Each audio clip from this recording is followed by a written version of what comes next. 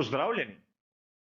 Zopet je na vrsto prišel naš običajni komentar novic in kot ponavadi tudi tokrat si bomo skupaj ogledali vse tisto, kar se je zanimivega zgodilo, seveda v preteklih dneh.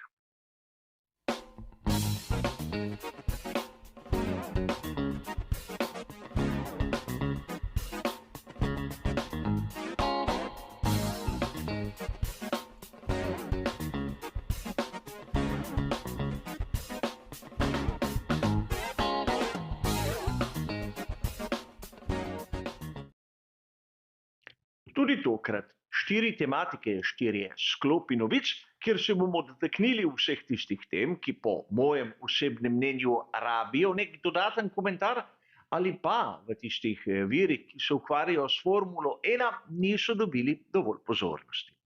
Seveda, tudi tokrat, kot običajno, ukolikor vas zanima, kaj piše v citiranih člankih, dobite bližnjice do originalov navedenih v opisu. Mi se pa lotimo današnje prve teme, kajti pred nami je še kar nekaj minut prispevka.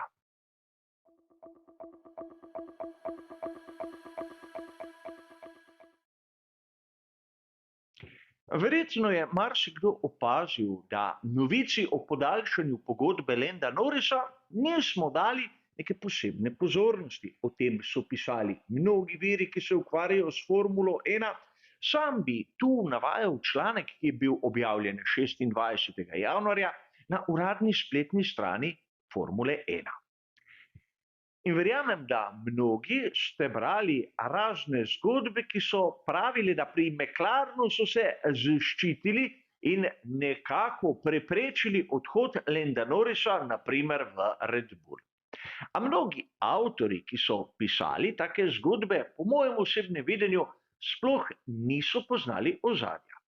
Za razliko od Charlesa Leclerca je imel Lando Norris še eno leto pogodbe, torej ne do konca sezone 2024, temveč do konca sezone 2025. Dobro se spomnim, da v sezoni 2022 je podpisal 4-letno pogodbo. In torej razne špekulacije o tem, da bi Lando Norris lahko odšel kam drugam, padejo v vodo.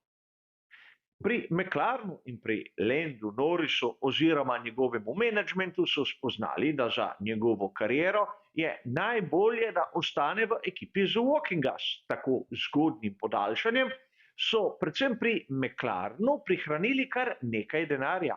In vem, brali ste zgodbe o tem, da pravzaprav so mu dvignili plačo. Ampak verjetno za manj denarja, kot bi ga lahko zahteval, ukolikor bo prihajajoča sezona 2024 uspešna. In glede na kazalce iz konca lanske sezone, bi morala biti letošnja sezona pri ekipi McLaren vsaj taka, če ne boljša. Tako da zgodba o podaljšanju pogodbe Landa Norrisa le ni taka senzacija, kot so nam nekateri prikazovali. A pojdimo k naši drugi današnjiski.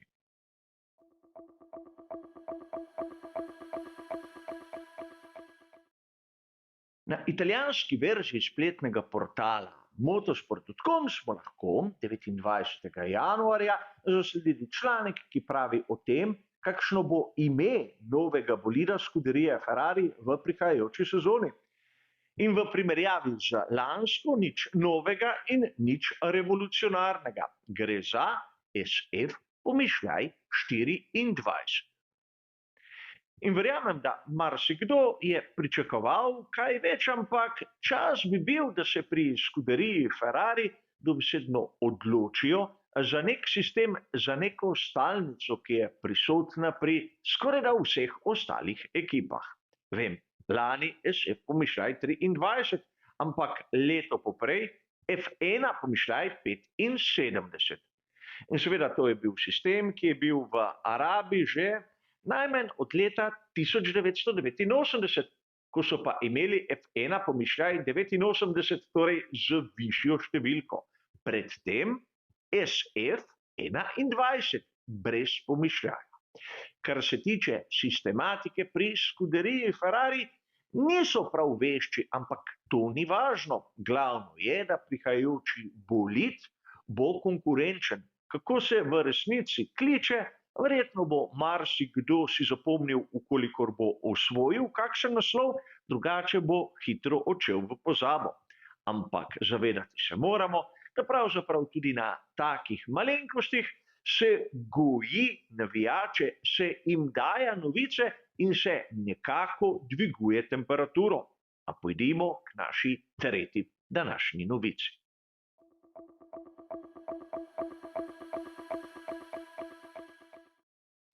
Najprej moram razložiti, kdo je tim in katera ekipa je v resnici RB.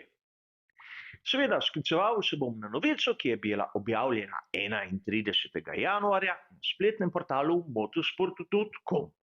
RB zagotovo ni Red Bull, kot bi lahko marsikdo pomislil, ampak gre za tisto ekipo, ki sliši na ime Visa, Cash Up RB. Oziroma za ekipo iz Faence, gre za tisto ekipo, ki smo jo do pred kratkim poznali kot Alfa Tauri, Scuderia Toro Rosso, predtem Minardi. Mnogokrat sem že poudaril, da ta izbira imena je vse prej kot praktična in po mojem osebnem videnju primerna. A pustimo sedaj to pri strani. Treba je še razložiti, kdo v resnici je Tim. Tim Goss je bivši tehnični direktor za enosedežnike pri FIA. Zelo pomembna oseba z zelo velikim tehničnim znanjem o vsem tistem, kar se dogaja naprimer v Formuli 3, Formuli 2 in predvsem Formuli 1. Velika pridobitev za ekipo, ki po tej rekonstrukciji privablja v svoje vrste zanimive kadre.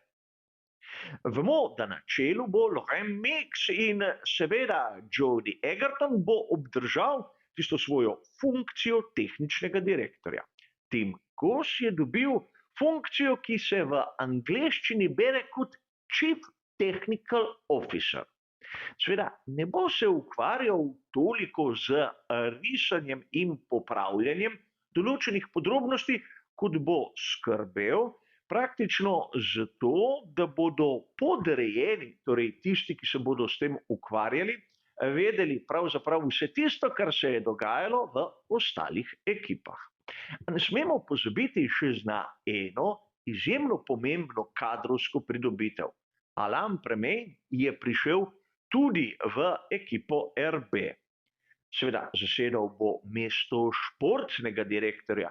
In torej vidimo, da ta struktura iz Faence, kar se tiče kadrovskih menjav, verjetno v zadnjih mesecih je napravila kar nekaj korakov naprej. In verjetno v sezoni 2024 bomo videli tudi na tem področju kar nekaj sprememb, vsaj kar se tiče forme. A pojdimo še k zadnjem današnjem sklopu.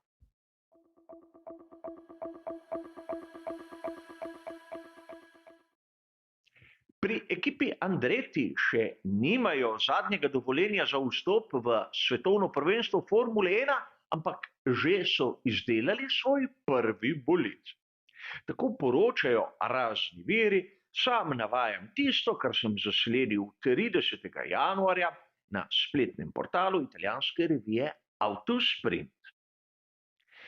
In seveda, tu lahko začnemo razmišljati, zakaj pri Andrettiju sploh delajo šasijo, ki nikoli v resnici ne bo tekmovala. Prvič, zaradi tega, da se dobesedno navadijo delati šasije Formule 1. Drugič, nabrati morajo izkušnje tudi v vetrovniku. In na tej fotografiji lahko vidimo ta prototip, ali kako bi ga lahko imenovali, ki v znanem vetrovniku Toyote v Kölnu gre svoje prve preizkuse. In kar nekaj zanimivosti lahko opazimo na sami fotografiji.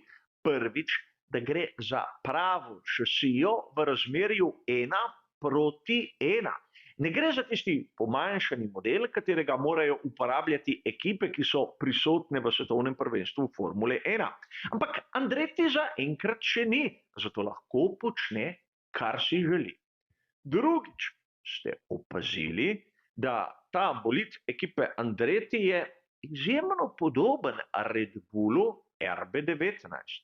Ne govorim samo o pulorodu, govorim naprimer o obliki bočnih vstopnikov in seveda tudi celotnemu pokrovu pogonskega sklopa z eno zanimivostjo. Tisti zgornji vstopnik je, vsaj meni, izjemno podoben tistemu, ki smo ga videli naprimer pri ekipi Alpine z njihovim pogonskim sklopom Renault.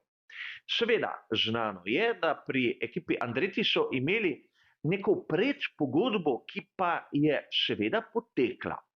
A vseeno, ne gre za neko kopijo Red Bulla RB19, kot bi si marsikdo mislil, ampak za bolid, ki je nastal pod vplivom Red Bulla RB19.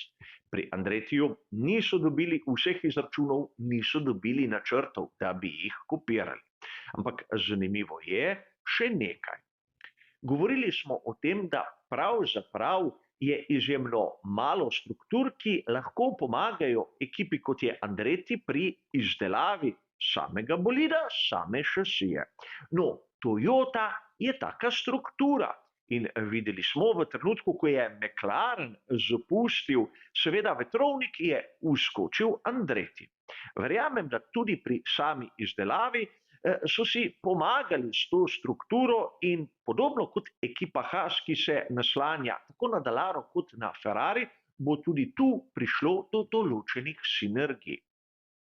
Treba je povedati, da ne samo pri ekipi Andretti se nekako privajajo na izdelavo bolida, se učijo, kako napraviti dovolj trdno strukturo, da bo prestala crash teste in podobno, ampak s tem dajejo tudi možnost Cadillacu, da bo lahko srednjeročno izdelal svoj pogonski sklop. Govori se o sezoni 2028, ampak ne potrjene govorice. Vsekakor korak, ki je pomemben in seveda po svoje sam po sebi umeven. Tako da tudi, če tega bolida nikoli ne bomo videli na dirkah, je tisti pravi začetek zgodbe, ki pa še nima tiste uradne potrditve. Kaj se bo zgodilo, bomo videli v prihodnosti, ampak zaenkrat, kot ste razumeli, bo za danes to vse. Hvala za vašo pozornost in nasvidenje.